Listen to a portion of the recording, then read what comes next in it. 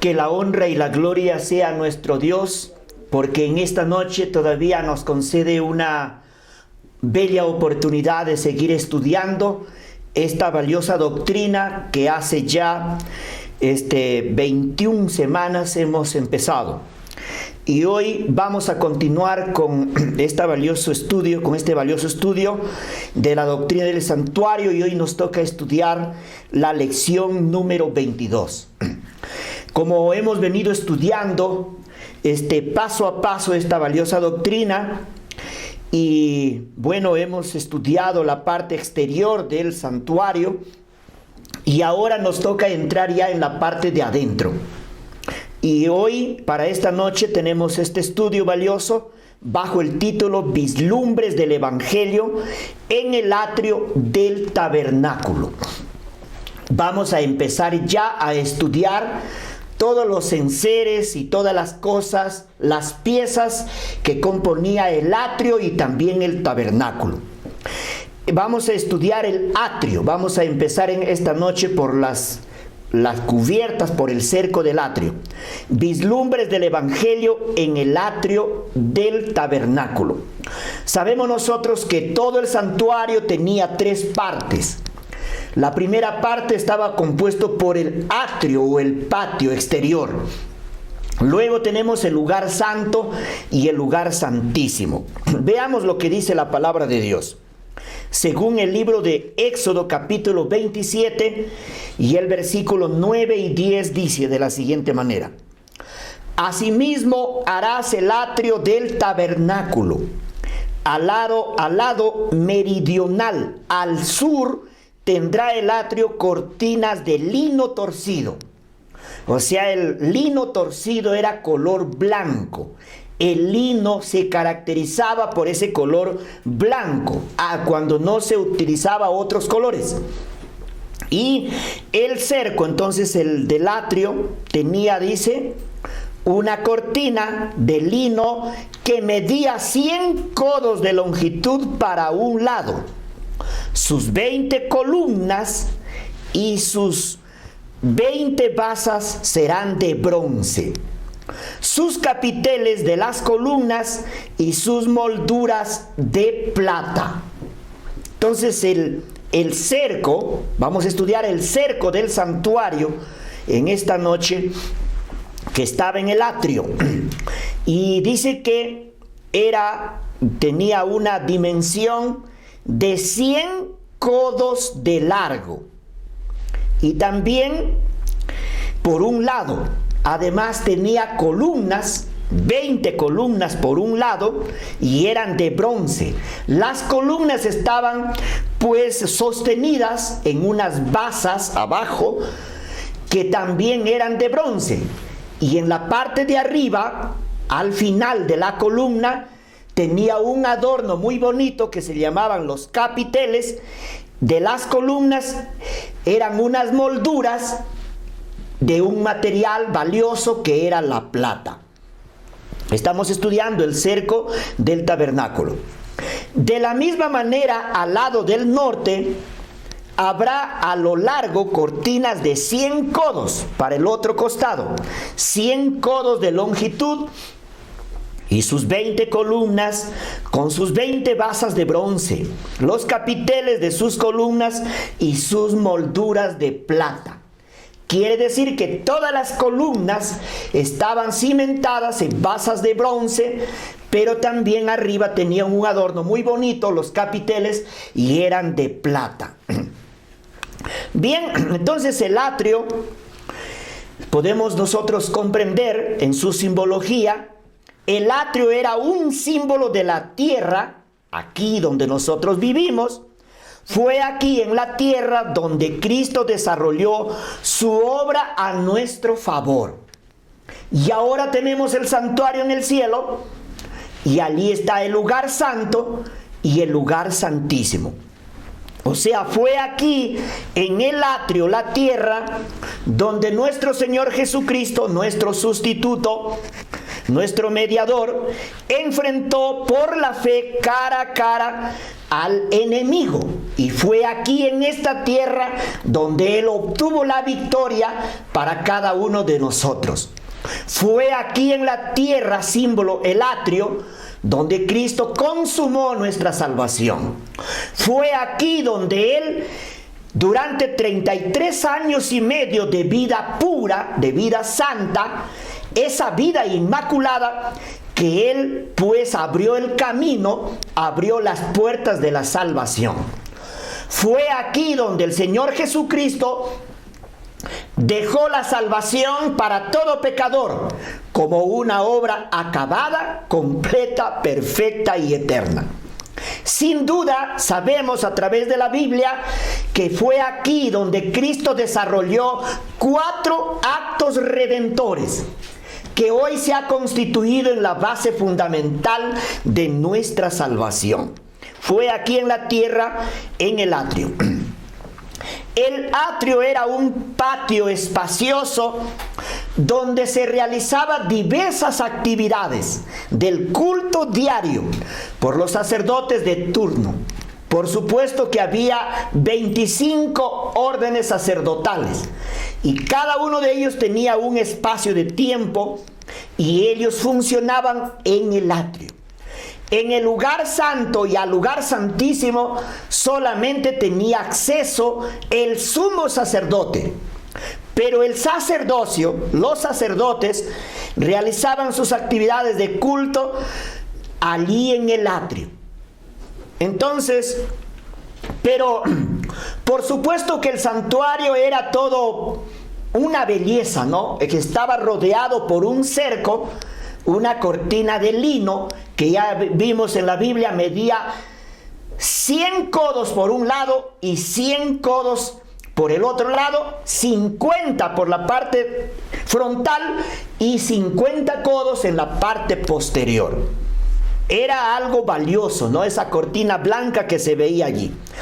Pero desde lejos, todos los israelitas que vivían alrededor, en sus campamentos, en sus carpas, en sus tiendas, podrían mirar desde lejos esa valla de lino, de esa cortina blanca, ese cerco blanco que cercaba pues todo el tabernáculo, que medía 100 codos de largo y 50 codos de ancho.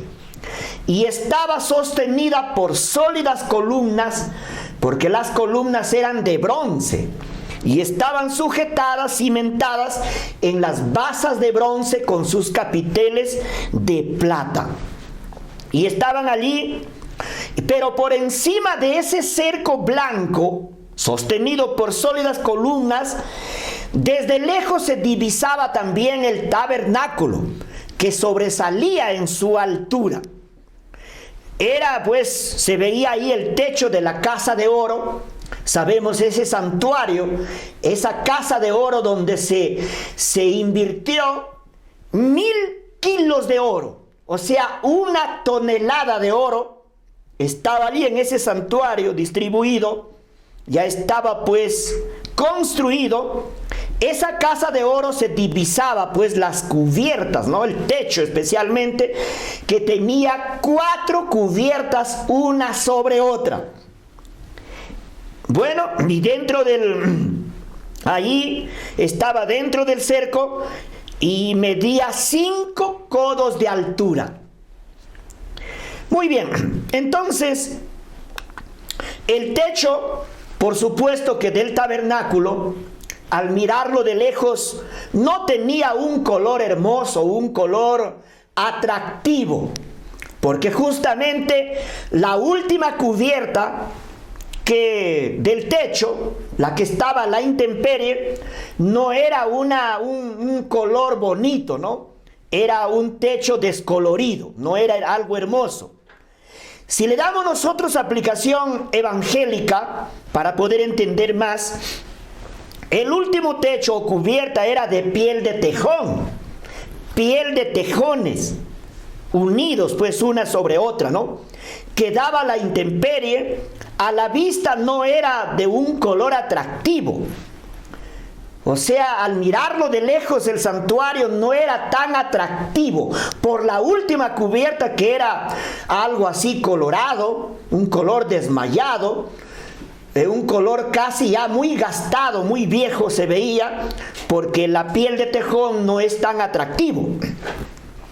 Y esto simboliza profundamente la humanidad que Cristo desarrolló en esta tierra, ¿no? Por el hecho de que Él tomó nuestra humanidad, dice la Escritura, con 4000 años de degradación y con todos los efectos que el pecado causó en la raza humana. Ese tipo de naturaleza, así la tomó el Señor. Él no tenía atractivos peculiares a la vista de los enemigos de la verdad, porque Él viene con 4000 años de degradación. Quiere decir que Él tomó una naturaleza, una estructura humana degradada de 4000 años. Pero hay que entender que Él no tuvo esa naturaleza depravada que tenemos nosotros. Él toma la naturaleza sin pecado, una naturaleza perfecta, pero con 4000 años de degradación, que estaba simbolizado en el color último del techo del santuario. Bueno, eso lo vamos a desarrollar más adelante, justamente cuando lleguemos a estudiar las cubiertas del tabernáculo una por una, así evangélicamente. Cristo desarrolló un ministerio en esta tierra muy intenso y de mucho sufrimiento y de muchas privaciones. Quiero recordarles, por ejemplo, cuando Él le dijo a Judas, ¿no? Las zorras tienen sus guaridas, les dijo. Las aves tienen sus nidos. Pero Él dijo, el Hijo del Hombre no tiene dónde recostar su cabeza. Quiere decir que ese ministerio que Él desarrolló en esta tierra, símbolo del atrio, bueno, un ministerio muy intenso, de muchos sufrimientos, de muchas privaciones, largas caminatas, hambrunas y también ayunos. No comía y bebía agua a su hora, y así sucesivamente, ¿no? La vida de Cristo en esta tierra, durante su ministerio, Él pues no vivía cómodamente en su casa. Él siempre era perseguido por los enemigos de la verdad, que querían destruirlo antes de tiempo, antes de lo que estaba ya profetizado, estaba estipulado por el cielo. Por lo tanto, la vida de Cristo en esta tierra, el atrio, fue una vida pues muy intensa, una vida de sufrimiento, una vida de privaciones. Él no tenía las comodidades humanamente, no tenía las comodidades que tenemos nosotros. Por eso, al estudiar el atrio, es interesante también profundizarnos en la vida que Él desarrolló como el Cordero de Dios que quita el pecado del mundo. El atrio es un símbolo de la tierra. Por eso el mismo Jesús dijo en una oportunidad: mi comida es que haga la voluntad de mi Padre y acabe su obra. Son palabras de consuelo para cada uno de nosotros. La obra de Cristo en el atrio, sus 33 años y medio de vida, porque Él viene a cumplir la labor del Cordero. Así como el Cordero durante 4000 años derramó su sangre en el atrio del santuario, Él también vino a esta tierra y derramó su sangre, y allí consumó nuestra salvación. Mi comida, dijo, es que haga la voluntad de mi Padre y acabe su obra. Por eso decimos que la obra de Cristo es una obra acabada. Así dijo Él, que acabe su obra. Por eso, sin duda, siempre reitero esto, que la salvación es una obra acabada, una obra completa, una obra perfecta y una obra eterna, sin equivocarnos. O sea, de este modo, su aspecto, el aspecto de Cristo no era atractivo para la humanidad, porque Él toma una naturaleza degradada, de 4000 años de degradación, y estaba simbolizado en el techo descolorido del tabernáculo. Pero estamos estudiando el cerco del tabernáculo. Una impresionante profecía, por ejemplo, del profeta Isaías en el capítulo 53 y el versículo 1 y 2 dice: ¿quién ha creído nuestro anuncio? ¿Y sobre quién se ha manifestado el brazo de Jehová? Subirá cual renuevo delante de él, y como raíz de tierra seca. No hay parecer en él, ni hermosura. Le veremos más inatractivos para que le deseemos. O sea, al verlo a Jesús de lejos, cualquiera le podía despreciar, porque él no tenía atractivos físicos. Así como a la vista, mediante la última cubierta del santuario, que era de piel de tejón, símbolo de la humanidad sufriente de Cristo, que no tenía atractivos a los ojos de los seres humanos. Por eso los sacerdotes aún también le despreciaban. Y la inspiración dice, confirma lo que estoy diciendo. Pero Jesús aceptó la humanidad cuando la especie se hallaba debilitada por 4000 años de pecado. Como cualquier hijo de Adán, aceptó los efectos de la ley de la herencia. Y nosotros sabemos que los efectos de la ley de la herencia es la baja estatura que Cristo tomó. Todos los sufrimientos son los efectos de la gran ley de la herencia. Por eso Él no era ese hombre majestuoso como el primer Adán, que medía aproximadamente 4,5 metros. Él, como ser humano, medía casi la mitad. Estamos hablando de 2000 años atrás. Me supongo que la estatura de Cristo era aproximadamente 2,30 metros, 2,50 metros. 4000 años de degradación. Él tomó naturaleza degradada. Dice que Él aceptó. No es que le obligaron a Él aceptó, dice, los efectos de la gran ley de la herencia. Quiere decir que Él se encarnó y Él tendría pues la estatura de los hombres de su tiempo. Hay que entender este párrafo muy importante. Jesús aceptó la humanidad. No es como nosotros no hemos aceptado nuestra humanidad. Nosotros fuimos engendrados de dos seres, hombre y mujer. Pero en cambio Jesús aceptó la humanidad. Quiere decir que Él vino a la estatura de los hombres de su tiempo. Por eso es que Él, aun cuando ya era en el vientre de María, en los pocos días que se encontraba en el vientre de María, la Biblia dice que María visitó a su prima Elizabeth, que era madre de Juan el Bautista, y dice que aún en pocos días que tenía en el vientre de su madre, se saludaron los dos niños cuando se encontraron las dos mujeres. Quiere decir que Jesús era pequeñito de pocos días en el vientre de María y él ya lo conocía a Juan el Bautista, que sería su precursor. Dice que los dos vientres saltaron, los niños se saludaron desde los vientres. Jesús aceptó la humanidad cuando la especie se hallaba debilitada por 4000 años de pecado. Hay que entender que Él aceptó la humanidad y aceptó una naturaleza debilitada, una naturaleza degradada, podemos decir, con 4000 años de degradación, y aceptó, dice, los efectos de la gran ley de la herencia. Muy bien, al mirar al tabernáculo desde lejos, con un techo descolorido y de color desmayado, no tenía ninguna atracción.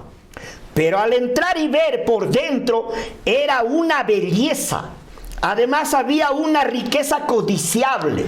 Recuerden ustedes que se invirtió 1 tonelada de oro, 2,5 toneladas de plata, y se invirtió allí 3 toneladas de bronce. Era una riqueza incomparable. Por fuera no era atractivo, pero por dentro el santuario tenía una riqueza muy elevada, incalculable. La cortina interior, con su bordadura de querubines de hilos de oro, se calcula que ahora costaría aproximadamente $2 millones. Solamente la cortina interior, que era toda azul, con bordadura de ángeles, pero con hilos de oro. $2 millones costaría aproximadamente a nuestra moneda actual. Una riqueza incomparable. De igual modo también nuestro Señor Jesucristo. Sabemos nosotros que Él es el tesoro más grande del cielo en esta tierra que vino a salvarnos.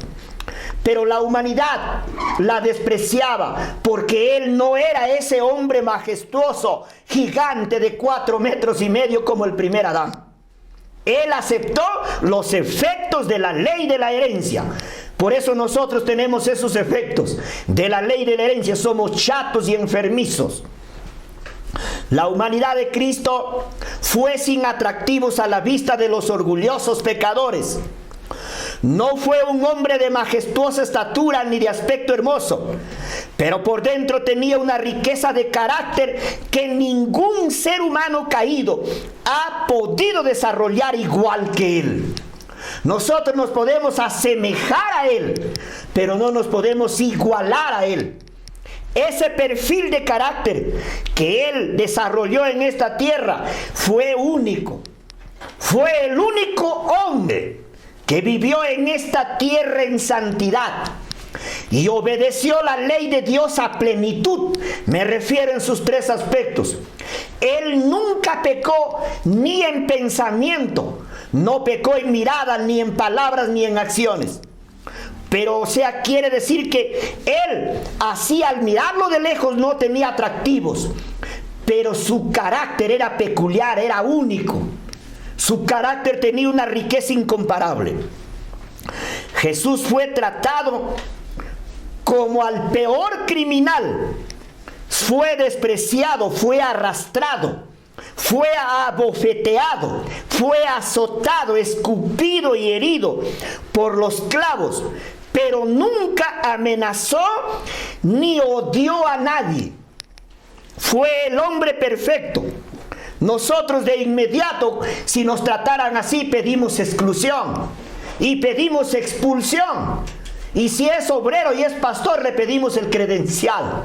Pero sin embargo, él soportó todo ese sufrimiento. Nunca amenazó ni odió a nadie. ¿Ve? Esa es la obra de Cristo en el atrio. Estamos estudiando el atrio del tabernáculo. Además, hablando de él, el profeta Isaías escribió así: despreciado y desechado entre los hombres. Dice que fue varón de dolores, así decía la profecía, que sería experimentado en quebranto y que nosotros escondimos de él el rostro. Eso nos pasa a nosotros. Escondemos de él el rostro, no lo valoramos, la justicia de él como la única base de nuestra salvación. Ciertamente llevó él nuestras enfermedades, sufrió nuestros dolores y nosotros le tuvimos por azotado, por herido de Dios y abatido. Todos nosotros nos descarriamos como ovejas, cada cual se apartó por su camino, mas Jehová cargó en él el pecado de todos nosotros. Por eso es fundamental estudiar toda la simbología del atrio, empezando pues con el cerco, ¿no? Y todos los colores y todos los materiales, y así seguir estudiando también las ofrendas y allí a estudiar el altar del holocausto. Bueno, había una profecía respecto a Jesús también en el Salmo 22 y el versículo 14 y 15 dice de él: he sido derramado como aguas, y todos mis huesos se descoyuntaron. Mi corazón fue como cera, derritiéndose en medio de mis entrañas. Como un tiesto se secó mi vigor, y mi lengua se pegó a mi paladar, y me has puesto en el polvo de la muerte. Esta profecía se cumplió fielmente a la obra de Cristo en el atrio, en esta tierra, cuando Él pendía en la cruz del Calvario. La gente incrédula entonces no encontró en el Hijo de Dios algo especial hasta el día de hoy. Por eso que Él es rechazado. Su carácter, su justicia, su gloria no es aceptado por la mayoría de la humanidad. El que todavía no ha vislumbrado a través de la fe las cosas espirituales que enseñan la palabra de Dios, basado en la obra que Cristo desarrolló, no ha entrado por la fe todavía, velo adentro, allá donde vive Dios. No entiende de las cosas ni de la palabra de Dios. Para él, dice la Biblia, son locura. Primera de Corintios 1:18 dice así: porque la palabra de la cruz, o sea, la obra de Cristo, el evangelio de Cristo, es locura a los perdidos. Pero para nosotros los que somos salvos por la gracia de Dios, es poder de Dios. Y el versículo 23 del mismo capítulo dice: así, cuando nosotros predicamos que Cristo murió en la cruz para salvarnos, los judíos se sienten perturbados y los griegos dicen que estamos locos. Eso sucede en la humanidad, la mayoría de los seres humanos, porque no ha entendido la obra de Cristo en el atrio. ¿Cómo es que Él desarrolló 4 actos redentores? Y así Él satisfizo la ley a plenitud para que nosotros tuviésemos abierto el camino de la salvación. Estamos estudiando entonces el atrio del tabernáculo.